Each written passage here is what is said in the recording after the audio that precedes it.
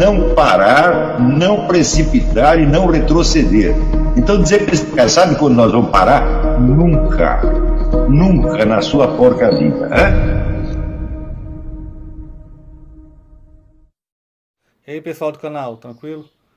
Antes do vídeo quero pedir a você para ser membro do canal, para ajudar a gente nessa grande luta, que é pela libertação do Brasil do comunismo, do socialismo. Então é isso aí, se inscreva, compartilhe, comente, ajude o nosso canal. Quem puder ajudar financeiramente, os links estão aí na descrição do vídeo. Quem quiser seguir a gente nas redes sociais, também estão todos aí na descrição. Na comunidade a gente sempre coloca alguns trechos de livros, para quem se interessar, os links dos livros estão lá na comunidade. E todos os livros do professor Olavo de Carvalho praticamente estão lá nos links. Então é isso aí. Vamos fortalecer. Muito obrigado a todos. Fiquem com o vídeo.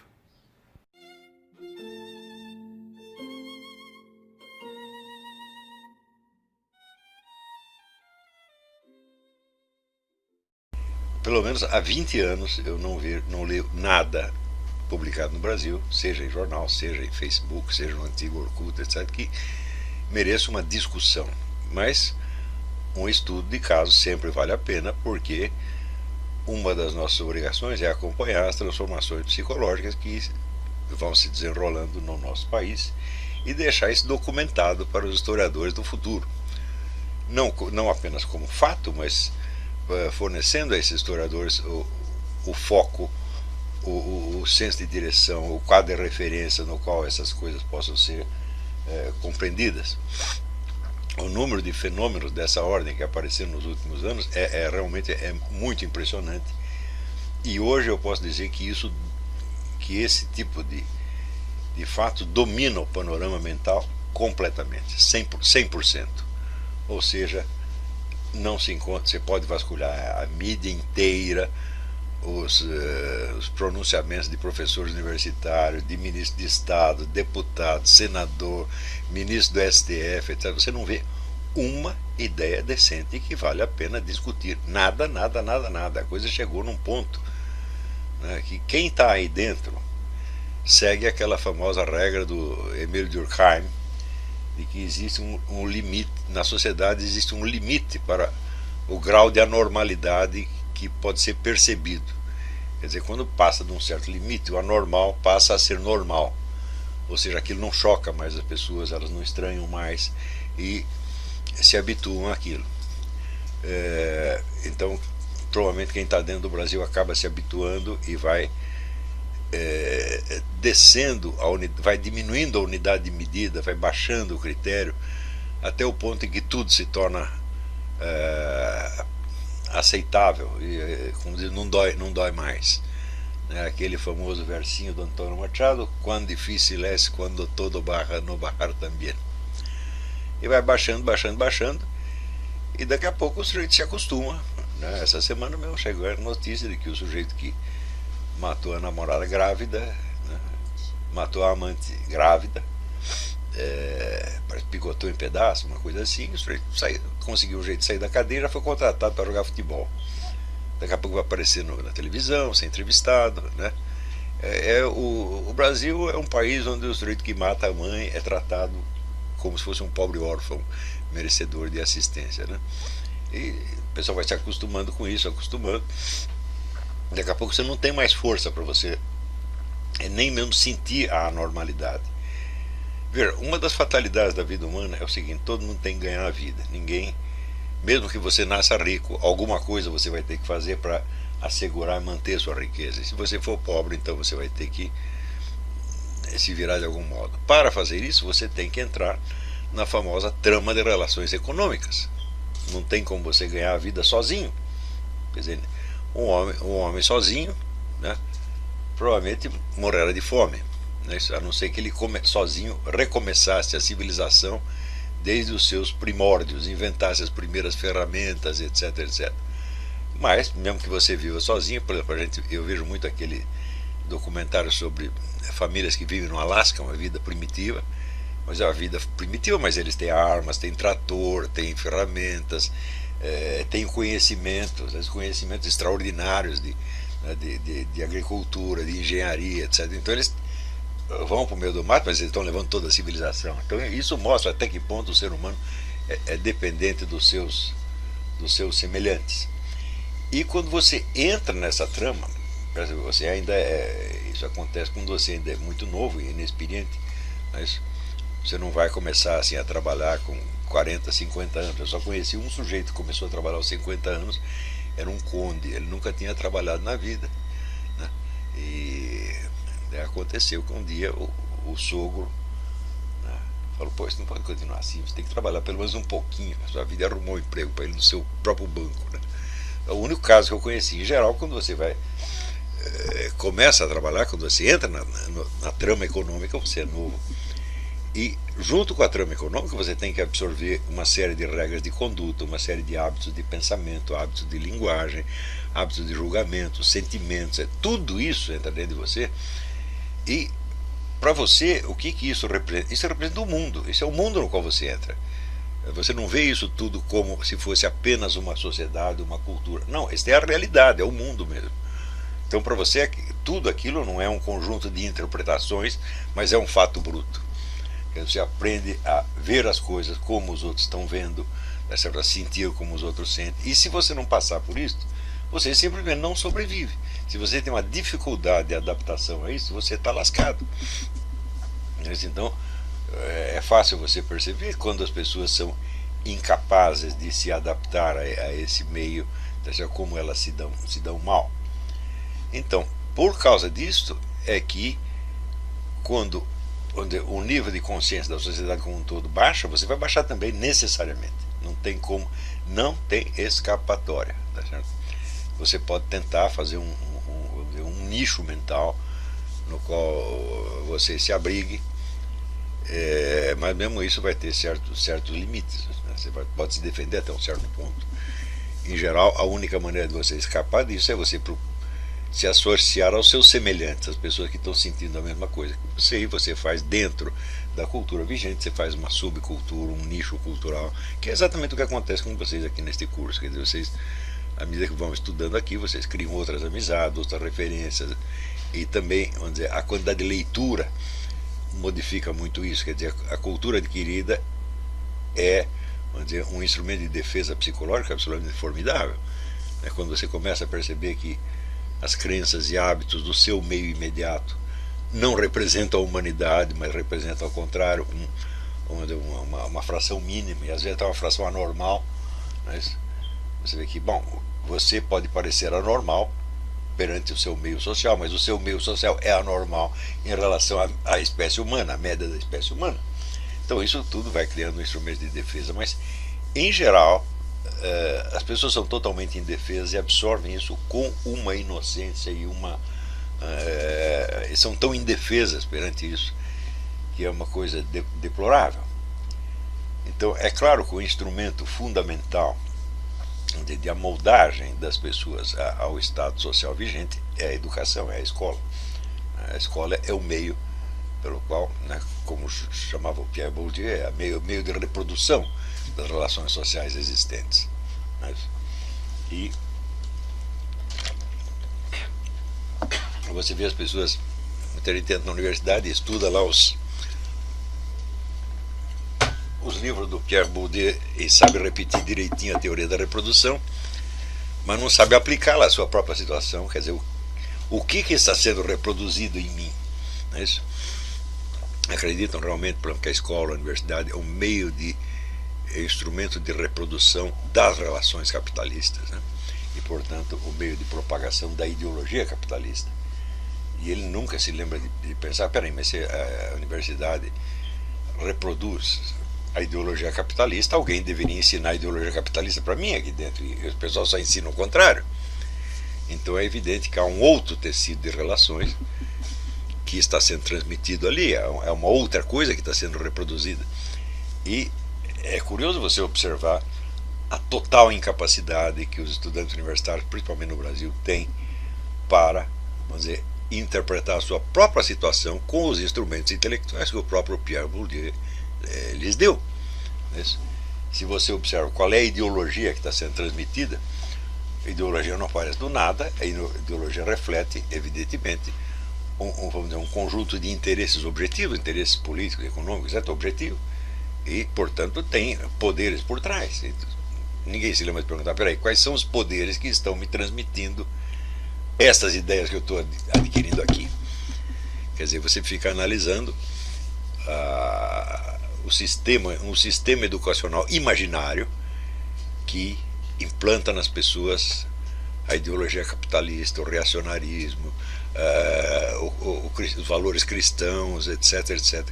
Esse sistema educacional não existe, mas é este que eles analisam, totalmente imaginário, e o sistema educacional real dentro do qual eles estão, para eles é como se não existisse, ou como se fosse, vamos dizer, a própria natureza das coisas. Ora, quando um conjunto de crenças, de hábitos e valores se torna a própria natureza das coisas, é exatamente isso que se chama de hegemonia. A palavra grega, o hegemon, vamos dizer, é o poder invisível de uma lei da natureza. A lei da gravidade, você não pensa nela, você não precisa pensar, você está submetido a ela, mas aquilo faz tanto tempo que está aí que você não repara, né? Então, o simples prosseguimento esse processo da reprodução, se ele dura bastante tempo, ele passa como inteiramente natural.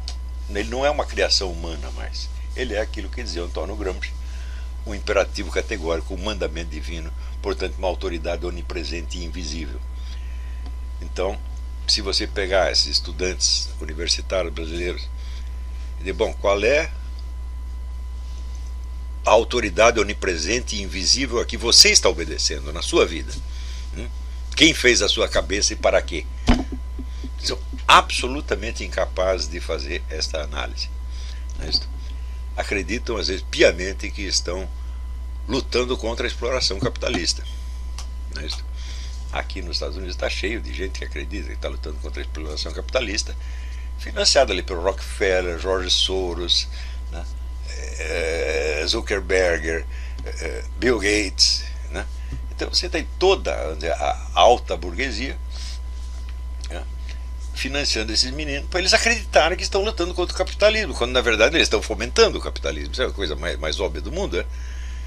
Então esta inconsciência chega às vezes ao nível da estupidez pura e simples.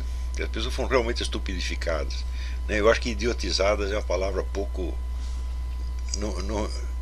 idiota é pouco, não é isso? É realmente estupidez, é um retardamento mental, uma coisa desse tipo, virou um problema clínico, E este estado de espírito se espalha por milhões de pessoas, tá certo?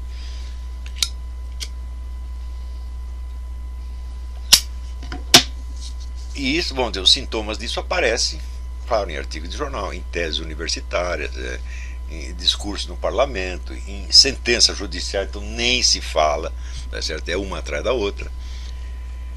E você vai ver que tudo vai descendo,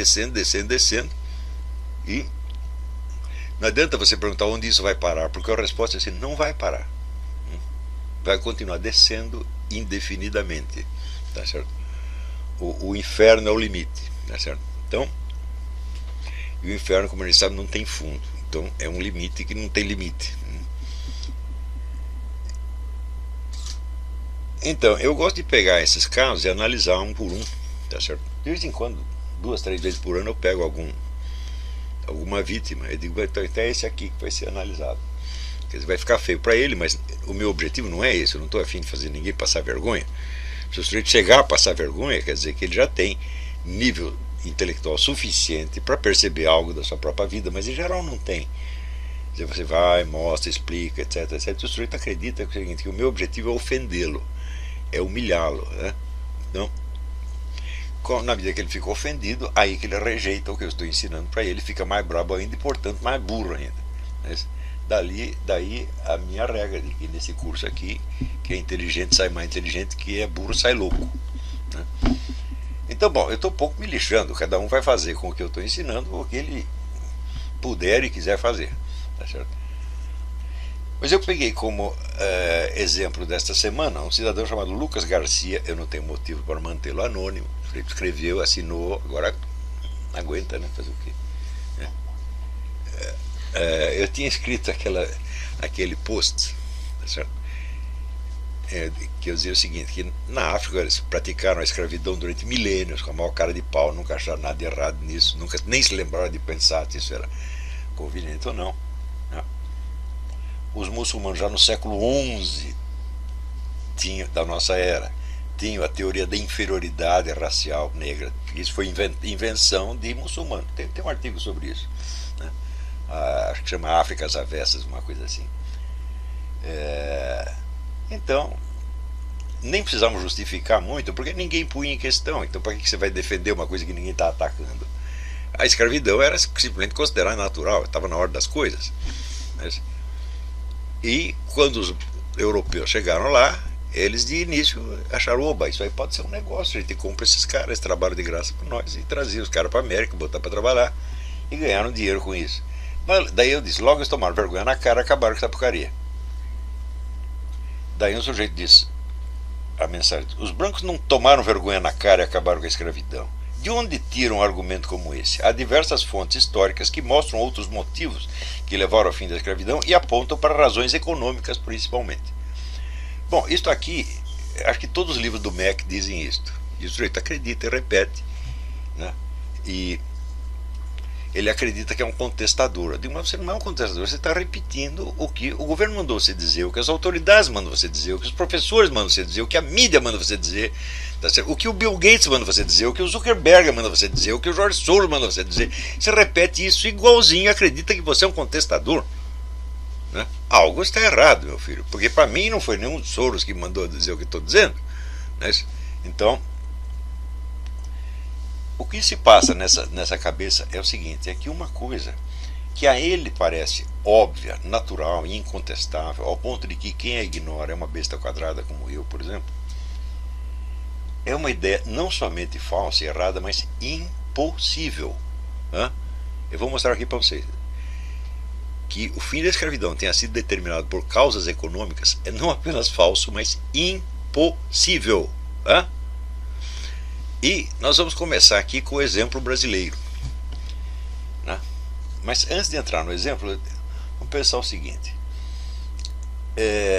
eu vai fazer mais de 40 anos, meio século, que eu penso nessa coisa vamos dizer, das forças históricas, dos fatores que determinam o curso das coisas, quais que pesam mais, quais que pesam menos, como eles se interpenetram, etc, etc. Meio século pensando na coisa, né? De repente um rapaz que não pensou nada e que ele já sabe qual é o fator determinante. O fator determinante é econômico. Mas quem é que não sabe? Ora, esse Olavo é ignorante, ele não sabe. Então eu estou pensando nisso e observei o seguinte: uma coisa que qualquer pessoa pode observar. O fator econômico é um dos mais voláteis que existem. A situação econômica de um país pode mudar em 24 horas. Não é isso? O George Soros, por exemplo, ele lança um zoom, olha, o Banco da Inglaterra vai quebrar. Todo mundo retira os depósitos do Banco da Inglaterra, o Banco da Inglaterra quebra realmente e o George Soros ganha um montão de dinheiro. Isso aconteceu em vários países. Isso é muito fácil de fazer, tá certo? Então, quer dizer que a situação econômica de um país pode mudar em 24 horas com um simples zoom. Você vê a Bolsa de Valores, acompanha um pouco o negócio de Bolsa de Valores, você vê que sobe e desce de uma maneira assim quase mágica. Tá certo? O jeito passa de bilionário a pé rapado e vice-versa com muita rapidez. Por quê?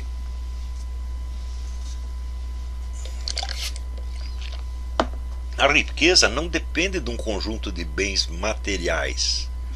Depende de que alguém esteja disposto a pagar por esses bens materiais. Você pode ter uma montanha de ouro. Se ninguém quiser comprar, meu filho, aquilo não vale nada.